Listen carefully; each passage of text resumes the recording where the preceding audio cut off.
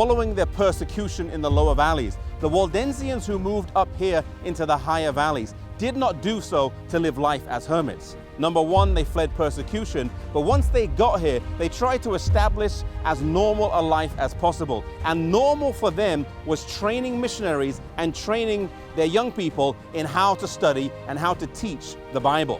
This here, the College of the Barbs, stands today as just one example of what would have been numerous schools that would have been spread all over the valleys, where they would teach and train their young people to be missionaries throughout Europe.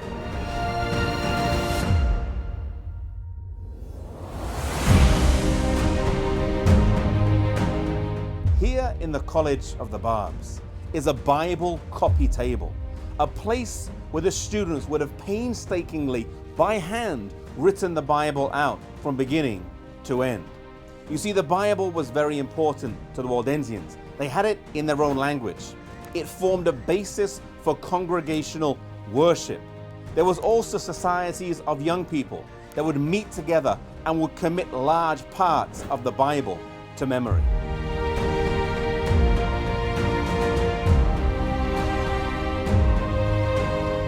After studying here in the colleges in the valleys, the students would be sent out to many of the great universities around Europe.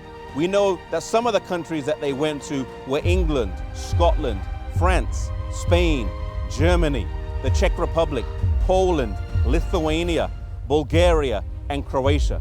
And as they went out as students, they would study whether to be a doctor, a nurse, whether it was to be a lawyer. They would study various subjects, but their main purpose of going there was to be an undercover missionary. They would take the Bible with them. They would also send some missionaries out who would just go out as workers. They may be traveling craftsmen or traveling artisans and tradesmen, and they would also take the Bible with them, and they would move and travel through different parts of Europe. They couldn't have the Bible, it was illegal, and so they would take their coat and they would unstitch the seam of their coat, and then just inside the two layers of the coat, they would put a few pages of the Bible. And they would travel with just a few pages of the Bible, not a whole copy. And when they found someone that they thought was maybe interested in the gospel, they would take the Bible out of the stitches of their coat and share the truths of God's word with them. You know, maybe you're working today in a doctor's office. Maybe you're working as a nurse in a hospital. Maybe you're a teacher in a school, or maybe you're a lawyer in some law firm. You are not there simply to collect a paycheck to pay the bills. You are there as a missionary. God has put you there for a specific purpose. There may be someone in your workplace that God knows only you can reach. As students as well, the first reason why they went to study was not to get the best degree, but it was to be a missionary in the great universities in Europe. You today may be a missionary in a great institution. You are not there just for academic excellence. You are there also to seek and find people that you can share the gospel with.